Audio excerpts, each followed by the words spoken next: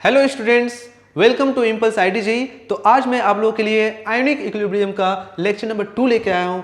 और जो बच्चे अभी तक आयोनिक इक्विलिब्रियम का लेक्चर नंबर 1 नहीं देखे हैं तो इस वीडियो के डिस्क्रिप्शन में मैं उसका लिंक दे दूंगा। सबसे पहले तुरंत जाए वहां पर आयोनिक इक्विलिब्रियम का लेक्चर नंबर 1 देख के आए, देन फिर उसका लेक्चर 2 को कंप्लीट करें। ठीक है, एकदम लाइन टू लाइन देखो बच्चों। ठीक है, ऐसा नहीं कि रैंडमली किसी को उठाया मैं देख लिया, नहीं, ऐसा वीडियो नहीं देखना है।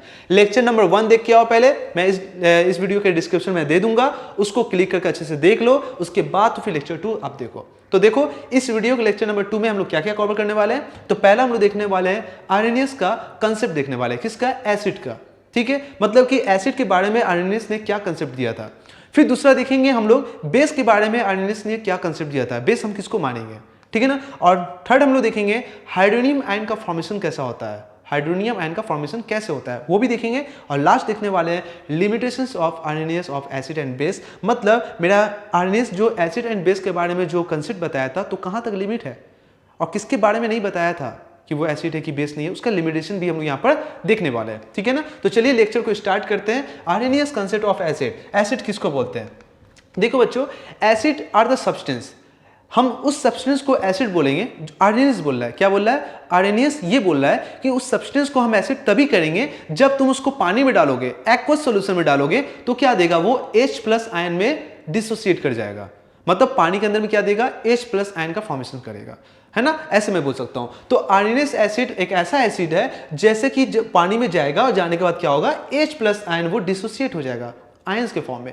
अगर H+ आयन अगर दे रहा है वो कंपाउंड, वो सब्सटेंस, तो वो एक एसिड कहलाएगा। तो एसिड कहलाने का एक डेफिनेशन नॉर्मल सा है। आर्हेनियस क्या बताया था, एक ऐसा सब्सटेंस जो कि पानी में डालने से अगर वो H+ आयन दे देता है तो उसको हम बोलते हैं आर्हेनियस एसिड बोलते हैं। ठीक है ना। क्या क्या एग्जांपल है देख लेते हैं। जैसे मान लो मैंने क्या किया, मैंने वहां पर HCl डाला।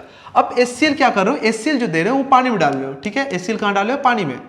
तो HCl जैसे पानी में डालोगे तो क्या होगा, ये टूटेगा आपका H+ में, वो हो जाएगा आपका एक्वस पानी के अंदर में, और साथ ही साथ क्या होगा, Cl- में देगा, वो भी क्या होगा आपका एक्वस में होगा। क्लियर, बात समझ आया? अच्छा, H2SO4 अगर देखोगे, H2SO4 अगर मान लो पानी में डालते हो तो पानी में डालो तो क्या बनेगा, 2H+, ये क्या करेगा, एक्वस में देगा, और साथ ही साथ क्या होगा, SO4-2, वो भी क्या होगा आपका एक्वस में होगा। बोले क्लियर है? क्लियर। तो एक चीज का ध्यान रखें, आप H2SO4 को जब पानी में डालोगे तो क्या बनेगा, 2H+ बनेगा। तो पानी के अंदर में क्या दे रहा है, H+ आयन दे रहा, मतलब वही आर्हेनियस बताया था वो एसिड होगा। फिर अगर मान लो मैं HNO3 लिया तो HNO3 को जब तुम पानी में डालोगे तो क्या होगा, ये टूटेगा H+ में, ये H+ क्या होगा आपका एक्वस होगा, और साथ ही साथ आपका NO3- में क्या होगा, ये अभी क्या होगा आपका नाइट्रेट आपका वाटर में आपको मिलेगा।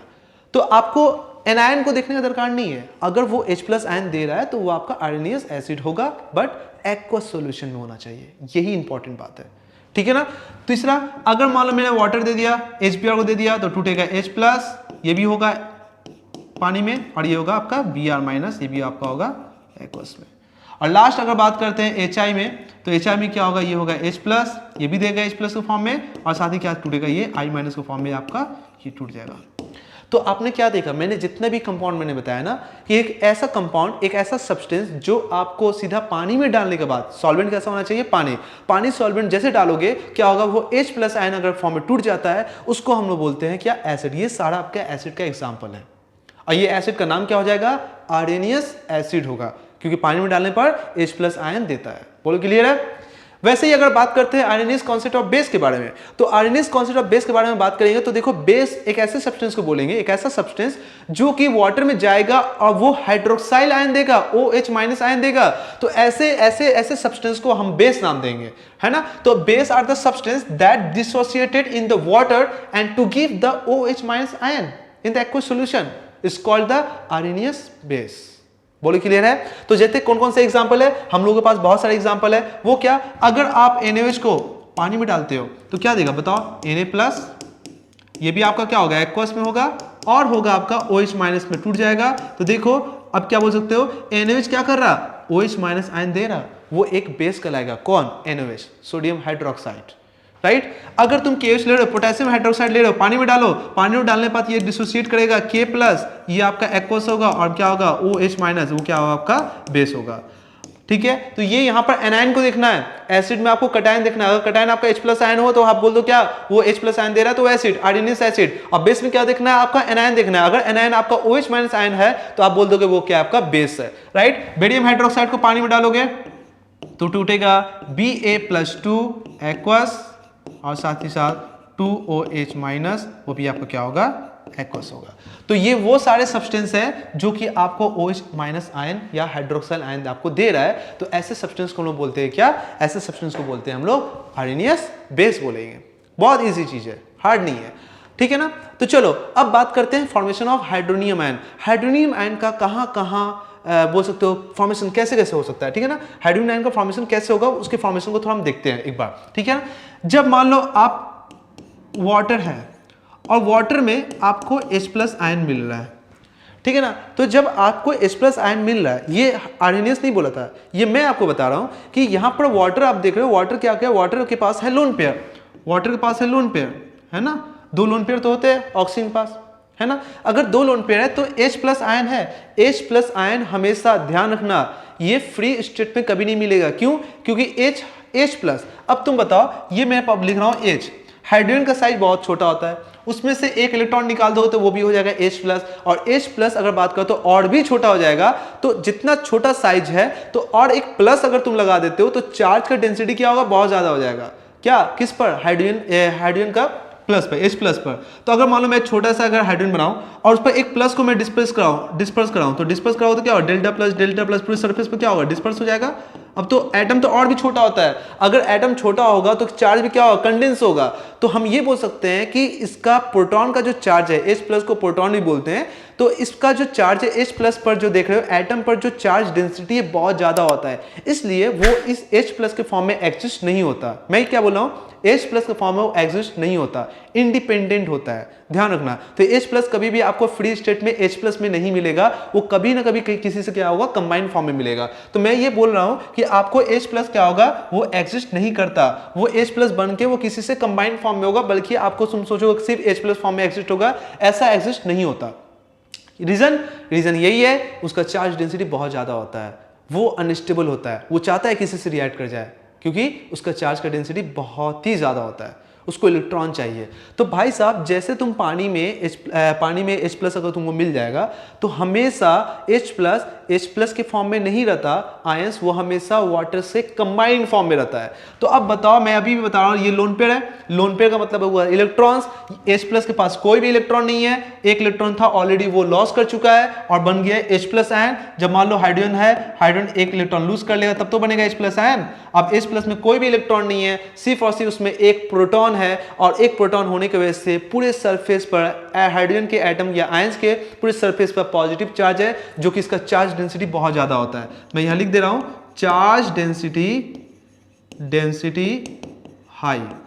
चार्ज डेंसिटी हाई होने की वजह से ये क्या होता है, अनस्टेबल, ये इस फॉर्म में एग्जिस्ट नहीं करता। जब इस फॉर्म में एग्जिस्ट नहीं करेगा, वो किसी के साथ कंबाइंड फॉर्म में रहेगा। कंबाइंड तभी करेगा जब उसको कोई इलेक्ट्रॉन देने वाला होगा तब, ठीक है। तो लोन पेयर दे दिया, इसको कोऑर्डिनेट बॉन्ड बनाएगा तो हाइड्रोनियम आयन का फॉर्मेशन हो जाएगा। कैसे होगा फॉर्मेशन, देखो जैसे लोन पेयर H प्लस को देगा और बन जाएगा क्या, H2O, और ये लोन पेयर दे दिया किसको, हाइड्रोजन को। किसको दे दिया, हाइड्रोजन को, ठीक है ना। तो अब बताओ हाइड्रोजन को दे दिया तो लोन पेयर अगर देगा तो ऑक्सीजन पर कौन सा चार्ज आएगा, ऑक्सीजन पॉजिटिव चार्ज आएगा, और हाइड्रोजन पर कौन सा चार्ज आएगा, नेगेटिव। तो नेगेटिव प्लस मिलकर क्या होगा, नेगेटिव पॉजिटिव मिलकर न्यूट्रलाइज, तो न्यूट्रलाइज हो गया। तो इसी को बोलते हैं क्या, हाइड्रोनियम। कैसे लिखोगे, H कितना हाइड्रोजन, 3O। अब O है तो प्लस किस पर है, हाइड्रोजन पर है, इसी को बोलते हैं हाइड्रोनियम आयन। हाइड्रोनियम आयन बोलते हैं। तो बच्चों ध्यान रखना है, what is the hydronium ion. Hydronium ion क्या है, वाटर के साथ प्रोटॉन का एक्सेप्ट होना या प्रोटॉन के साथ कंबाइन करना या H प्लस के साथ कंबाइन करना, is called hydronium ion. Right, H3O+। तो ध्यान रखना है H+ कभी भी एग्जिस्ट फ्रीली एग्जिस्ट नहीं करता, इंडिपेंडेंटली एग्जिस्ट नहीं करता, वो क्या करता है किसी के साथ कंबाइंड फॉर्म में रहता है। तो H3O+ को हम H+ भी बोल सकते हैं। तो बहुत सारे सिस्टम में आप देखोगे, बुक्स में देखोगे H3O+ को हम लोग कभी कभी H+ से भी रिप्रेजेंट करते हैं, क्योंकि H+ फॉर्म में एग्जिस्ट नहीं करता, वो वाटर के साथ कंबाइंड फॉर्म में ऑलवेज हमेशा होता है अगर वाटर है तो।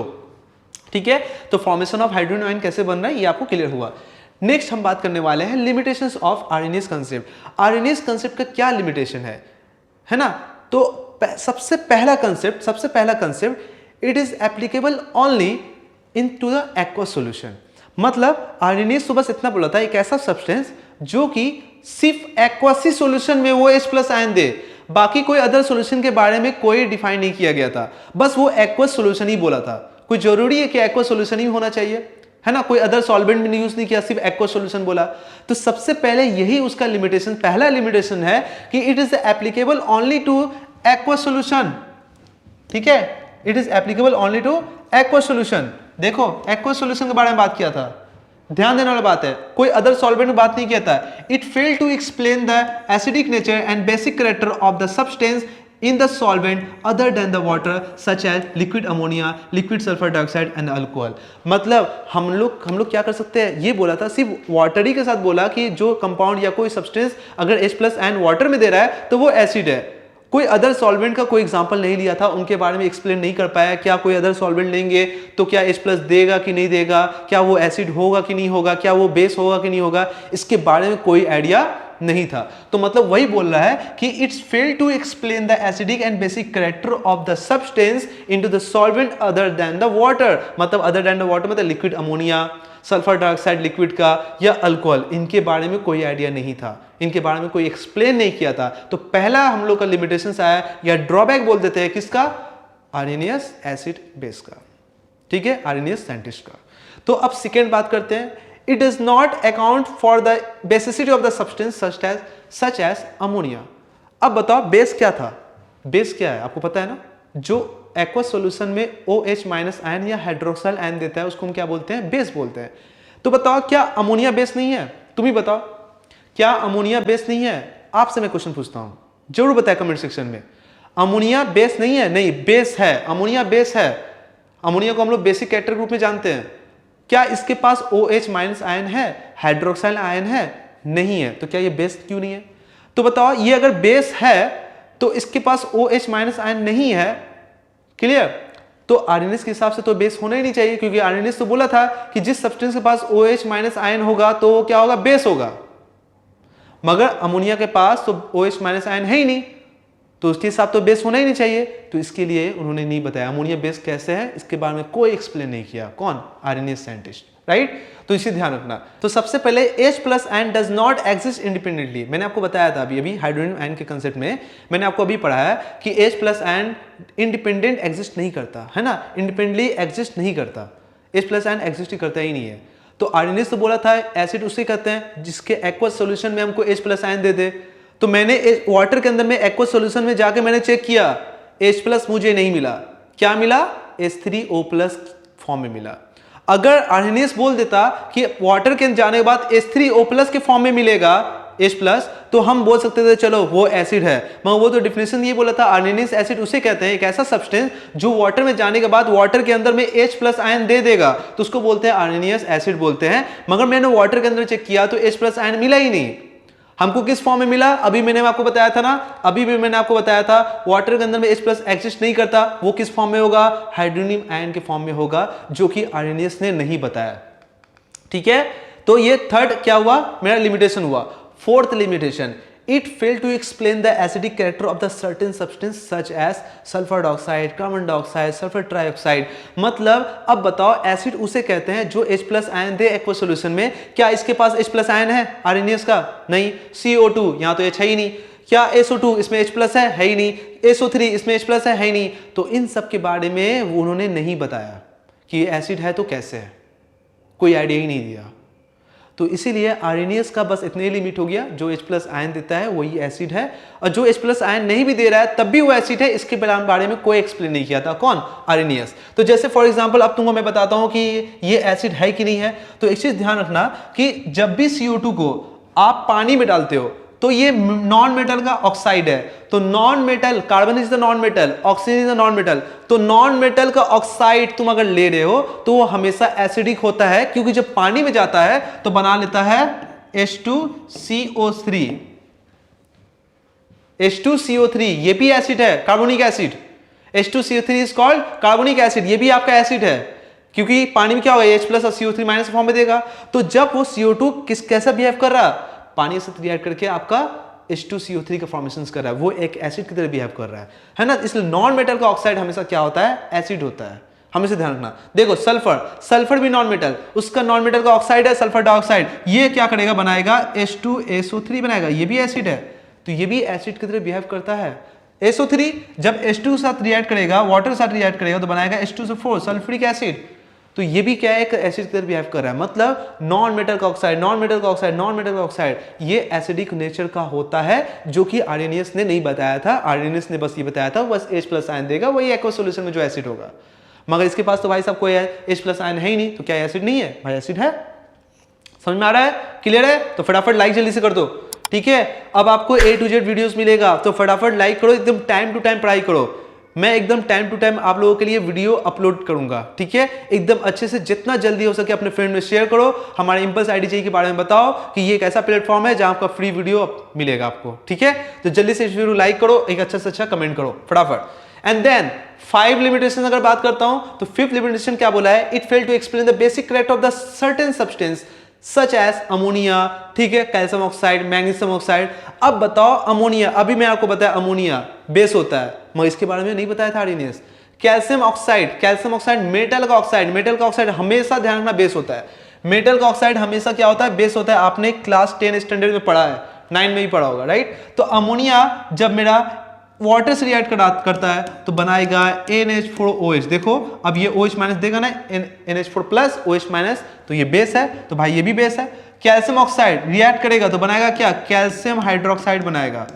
देखो कैल्शियम हाइड्रोक्साइड, ये भी देखो अब बेस है क्योंकि OH माइनस आयन है, तो रिएक्ट करने के बाद ये बन रहा है, मगर इनके बारे में तो कोई आइडिया नहीं था ना, है ना। तो मैग्नीशियम ऑक्साइड, ये भी क्या बनाएगा, मैग्नीशियम हाइड्रोक्साइड बनाएगा, ये भी आपका बेस है। मतलब ये और ये तीनों आपका क्या है, बेसिक नेचर है। बोलो क्लियर है, क्लियर है। तो इससे मैंने आप लोगों को बताया आर्रेनियस एसिड एंड बेस के बारे में, फॉर्मेशन ऑफ हाइड्रोनियम आयन के बारे में बताया, एंड लास्ट मैंने आपको बताया लिमिटेशंस ऑफ आर्रेनियस एसिड।